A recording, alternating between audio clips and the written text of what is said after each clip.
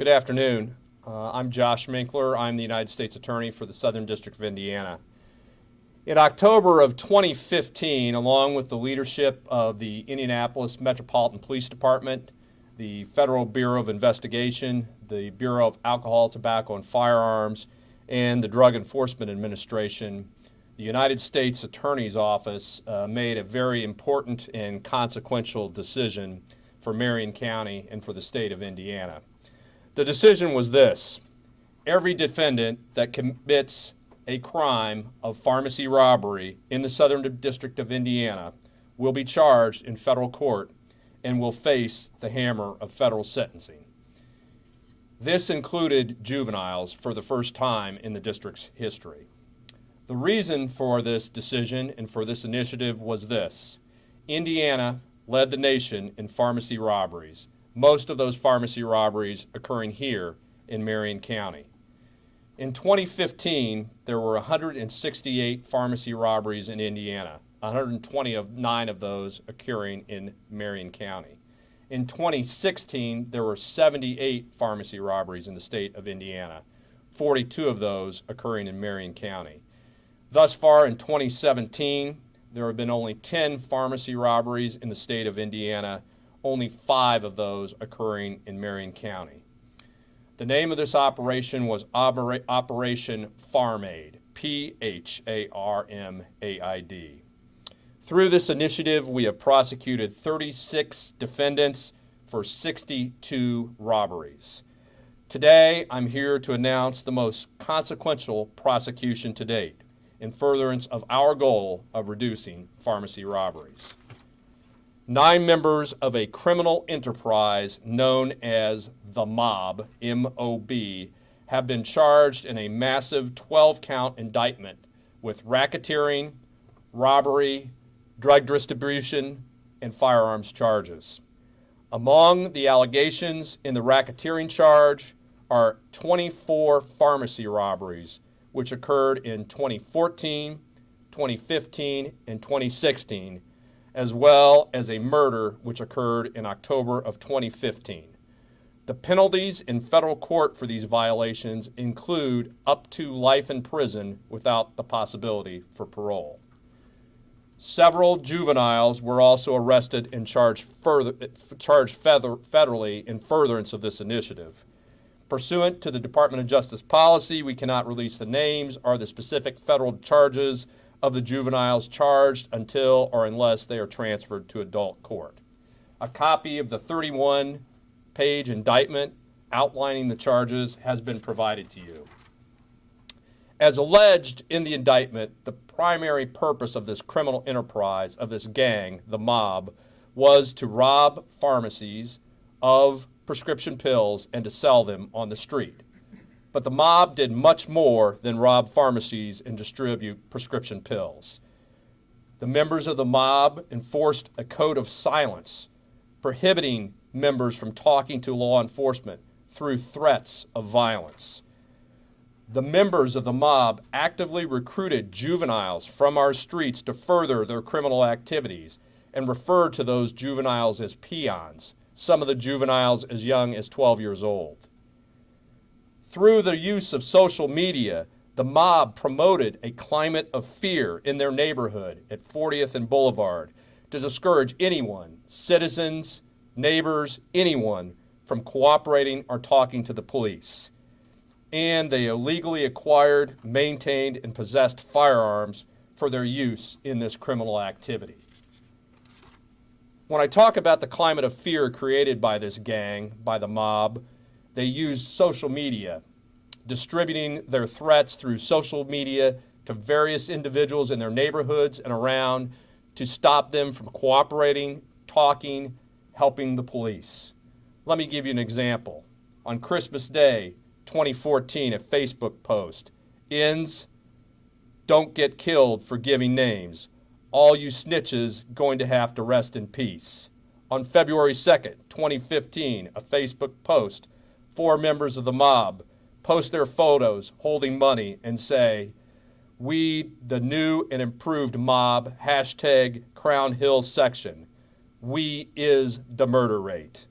On February 27th in 2015, a Twitter post, "You in court as a witness, you might end up a victim," end quote. On April 2015, a Twitter posting, very simple, very straightforward, "F school, sell dope." On January 2016, a Facebook posting, "He gotta die if he testify. We do not work with the FBI." On January 16th, a Facebook posting, "We don't shake hands with the enemies, we do homicides." On March 2016, a Facebook posting, "I'm MF'n mob boss. Play with me, I cut your time short," end quote. April 2016, a Facebook posting, "I'm on the road to success. You get gunned down if you get in our way," with 2 emojis, one of a firearm, one of prescription pills. Many of these postings on social media by the members of the mob showed them with firearms, with currency, with drugs. The message from the mob to the community was clear: if you join us, you get money, drugs, and guns. If you oppose us, if you cooperate against us, we will commit an act of violence against you. My message to the good and honest folks that live in this neighborhood, the folks that have lived in fear, that feared the mob, that could not cooperate with the law enforcement, that worried about their children's being recruited by the mob to do pharmacy robberies and called peons, my message now is clear. The days of the mob ruling the neighborhood is over. You have nothing to fear from cooperating with law enforcement, and it's time to take back your neighborhood. My other message is equally clear. Obviously, there are many causes to violent crime in our streets and in our community, just as there are many solutions to violent crime in our community. But as you can see through this initiative, pharmacy robberies through our initiative in Farm Aid are down. So aggressive federal prosecution through working together with the group behind me will work. It can and will reduce violent crime in our communities. I'm very happy to be joined today by our partners in this initiative and in this investigation. The first is the Chief of Police of the Indianapolis Metropolitan Police Department, Chief Brian Roach. Thank you. What a successful day, and also what a tragic day. We appreciate the U.S. Attorney's Office, ATF, DEA, and the FBI standing behind me. This is an initiative that preceded my tenure as a police chief, but I think it talks about the correct leadership path and the focus on those that do violence. The nexus that was just read to you and spoke about between violence and this kind of activity is unacceptable. There's so many messages in the message that Mr. Minkler just delivered that it's hard to pick those that are most important. But I would say that there at the end, I think it shows a significant interest in our community, and that I think what the bad guys said attributed to success. You see what success is. They're going to end up doing a lot of time for this. So the message that they're delivering to our young ones is not quite the correct message, and it's up to the community to kind of provide that message. And so we reach out to the community so that they understand that we're trying to wrap our arms around this. We're doing a very good job. The cooperation here in Marion County and in Indiana with our federal partners is exceptional. We will continue to see things like this occur. And I think we're all on the same page that our investigations are going to have some sort of nexus to violence so that we can drive down the violence. I would like to say in closing that I appreciate the efforts of our investigations division. Detective Jeremy Ingram, along with the U.S. Attorney's Office, did a lot of work, and as you can see, this has been going on for a couple years. The significance of driving down pharmacy robberies, you heard the numbers. That is huge. Indianapolis never wants to be number one in those kind of categories. So the assistance that all of these people have given to us in order to drive that number down is greatly appreciated. So thank you. Thank you, Chief. This was truly a case where all of the federal agencies worked together, all playing a very important part. As I said, this is the first time in the history of this office that we have engaged in juvenile prosecutions. It's the first time in the history of this office that we all work together to focus on a specific type of acute robberies, that being pharmacy robberies. And so I'm happy that all three agencies put everything aside to focus their resources on this and to reduce violent crime and pharmacy robberies in our community. All of these agencies played an equal and very important part.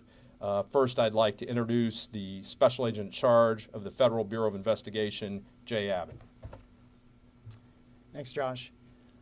This type of criminal activity, as with any type of criminal activity, of course, undermines the public safety of our community, of our shared community.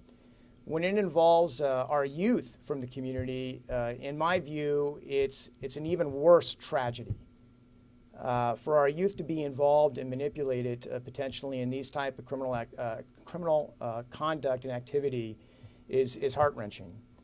They need to understand that they are not going to benefit from this type of criminal activity or any type of criminal activity conducted in the Southern District of Indiana or anywhere.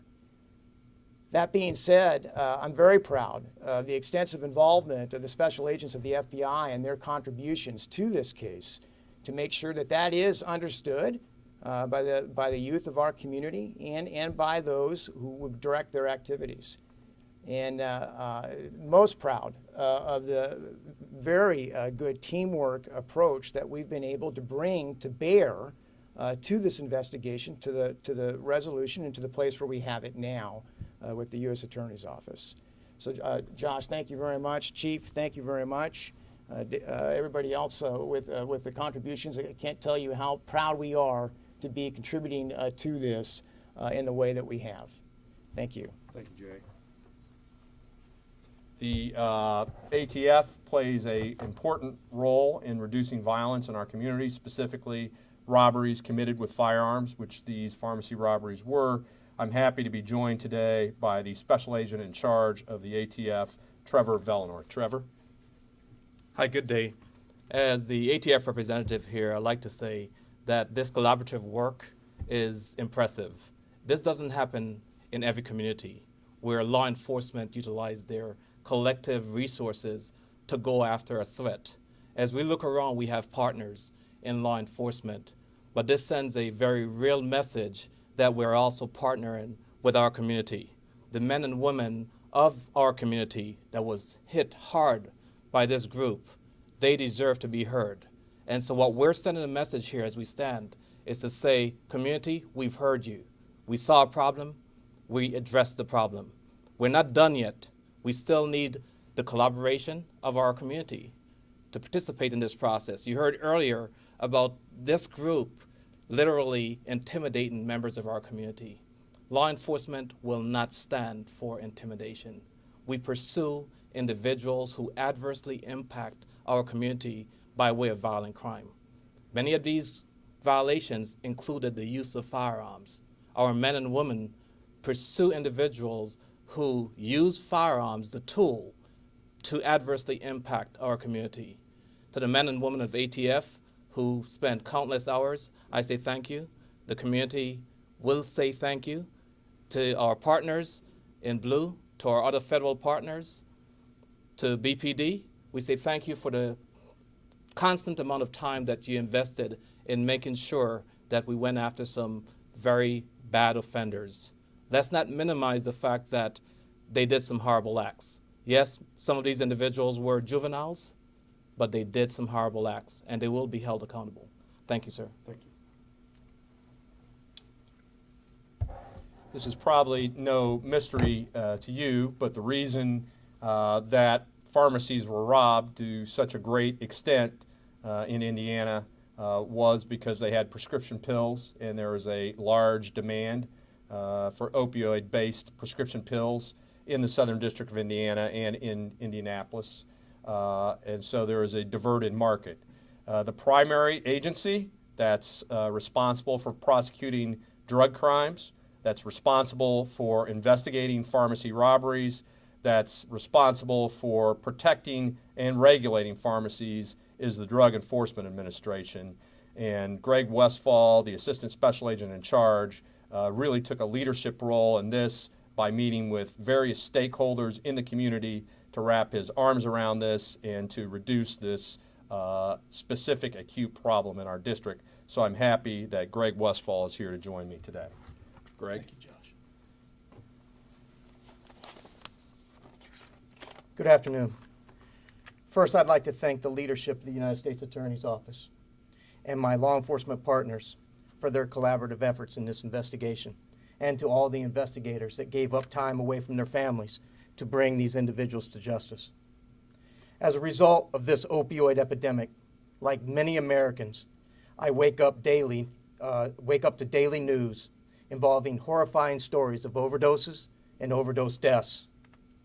Pharmacy robberies lead to the diversion of pharmaceutical pain pills for profit and is another result of this epidemic.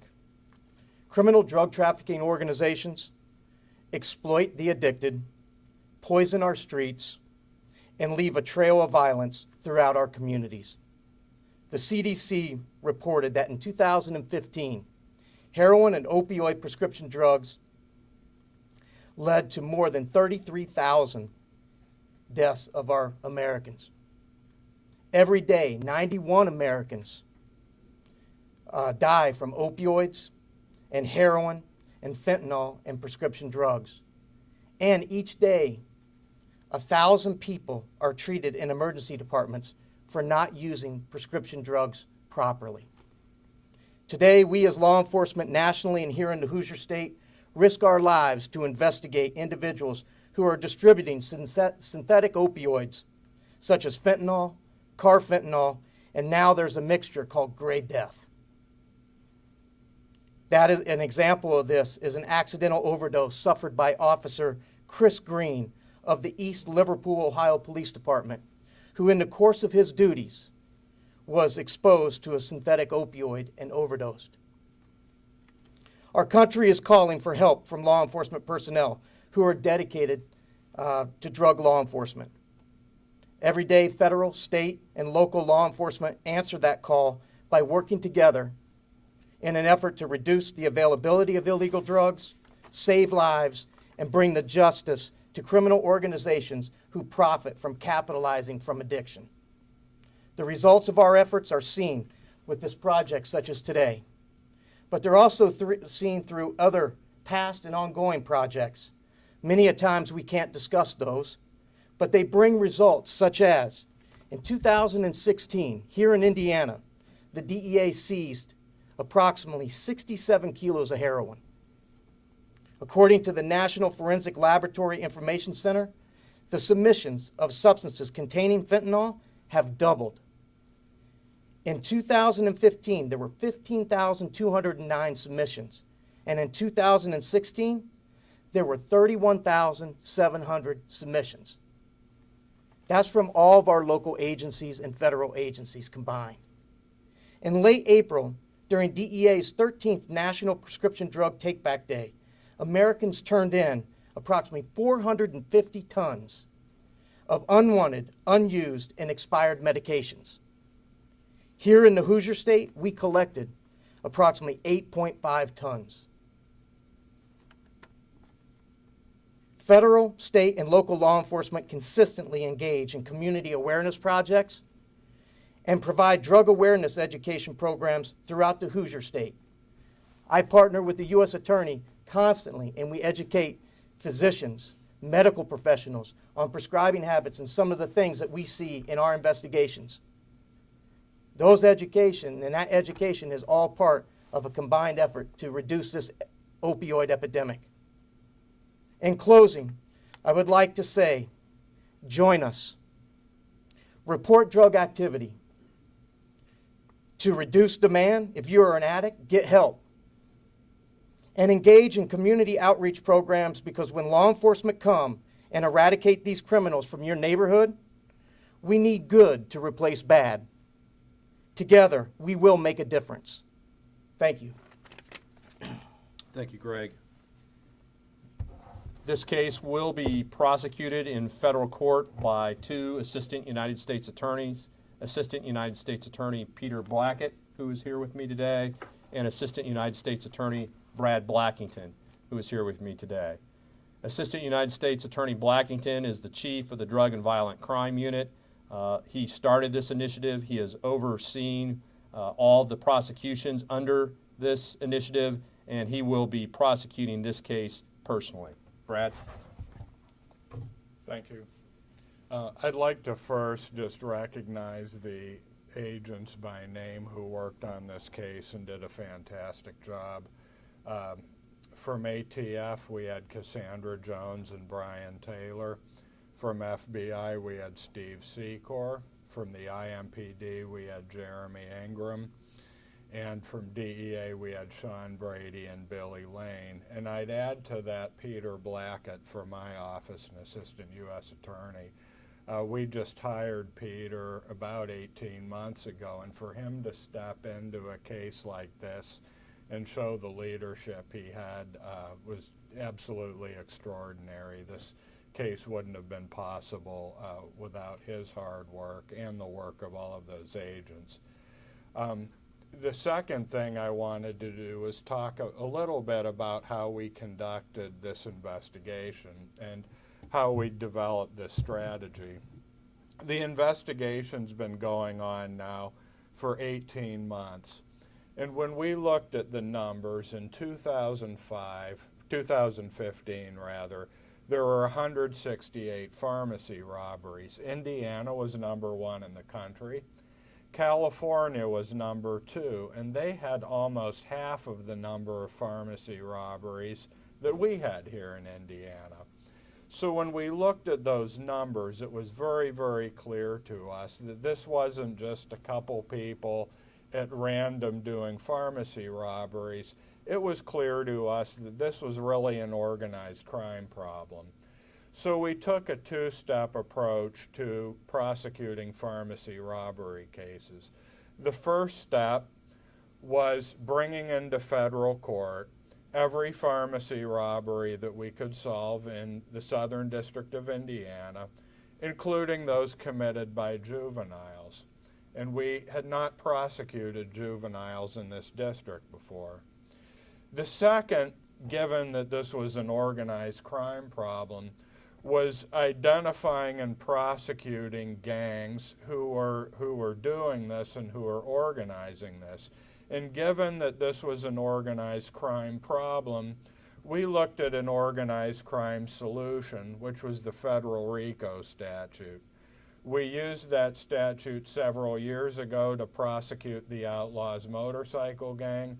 We're using it now to prosecute the mob and combat the problems caused by these pharmacy robberies. So with that, I'd throw it open, and Peter and I can answer any questions that you guys might have about the details. Good questions. Pardon? How many juveniles are charged? One of the things, as Josh said, we can't go into specifics really about the juveniles. I feel comfortable saying there were several. I don't want to give out the specific number or the names of those folks right What now. about the potential sentence for those juveniles? If they're transferred into adult court, they face the same sentence as the adults do, which is up to life in prison. Well, speaking of juveniles, you talked about the fact that these guys at ages 19, 20, 24 were fanning out using juveniles. Jay, you addressed that. Everyone is acknowledging this. How wide is this net that you're casting on this? Because you talk about mob, the Crown Hill section. Well, okay, how big? How widespread? Widespread in terms of what? Well, all right, Indianapolis, central Indiana, the donut counties. I mean, you've got statistics Yep. here from Marion County and then total. So I'm just looking at this. You've got others arrested. You're looking at several juveniles arrested. Obviously, they were utilizing, or am I reading reading more into it. Like, were they using other juveniles to perpetuate this? Okay. Yeah, this, as you can tell from sort of the data, was primarily a Marion County problem. One thing that is encouraging for the Southern District of Indiana, although not for the rest of the country, is that the pharmacy robberies, although they've gone down in the Southern District of Indiana, they've gone up in other districts. Our goal was to make Indiana, and specifically Marion County, the most inhospitable place to commit a pharmacy robbery, regardless of your age. You know, I'm not naive enough to think just because I've stamped it out or we've stamped it out in Marion County, it won't expand to other districts. You know, I'm not the U.S. Attorney there, but I'd recommend they do the same thing.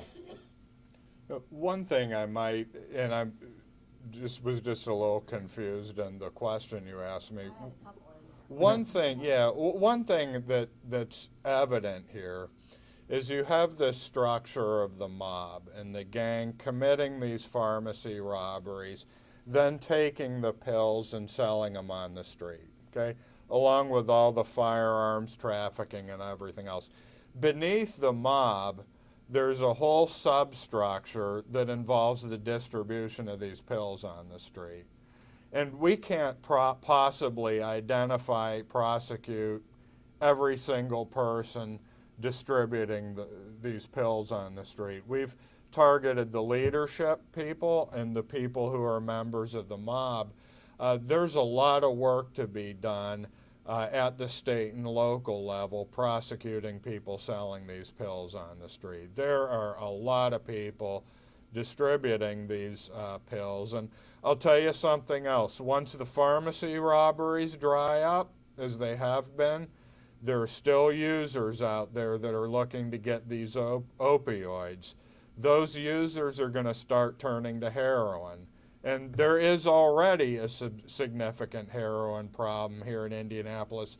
It's been getting bigger. So we've got to not only continue to prosecute the people who are committing these pharmacy robberies, but we need to continue to aggressively prosecute those trafficking heroin in our community and fentanyl. We heard Winkler mention the Facebook posts and the tweets. How big of a role does social media play in getting these guys into custody and making it easy to find out what they were doing? A lot. We executed 41 search warrants over different social media accounts. So basically, were they leaving their own evidence trail? You could say that. That's fair to say. Will your office be considering whether the juveniles were charged, if there's mitigating circumstances there, if they were, you know, recruited by using fear by the older men? We always do that, and the federal sentencing guidelines take that into account, and we take that into account in our plea negotiation policies.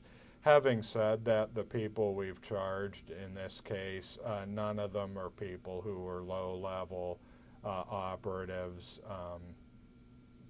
You know, we didn't charge the 12 and 13-year-olds in this case, and we don't intend to. We charged the most serious and culpable actors in this case. And certainly one of the problems that we had to address was the belief by not just the juveniles, but the adults using the juveniles, that there was no consequence if you were a juvenile and committed a pharmacy robbery. That was clearly the belief, that if you were a juvenile, you could be recruited, commit a pharmacy robbery, and there would be no consequences. And in October 2015, we sent the message that there were consequences, and a result of that, pharmacy robberies started to go down, and we got this case. Yeah. The first of the pharmacy robberies we charged was on October 14th of 2015. And the day that the robbers were arrested, 3 of the 4 were juveniles, and they thumbed their nose at the FBI agents. They told them, "We're juveniles, we'll be out tomorrow, we'll see you on the streets tomorrow."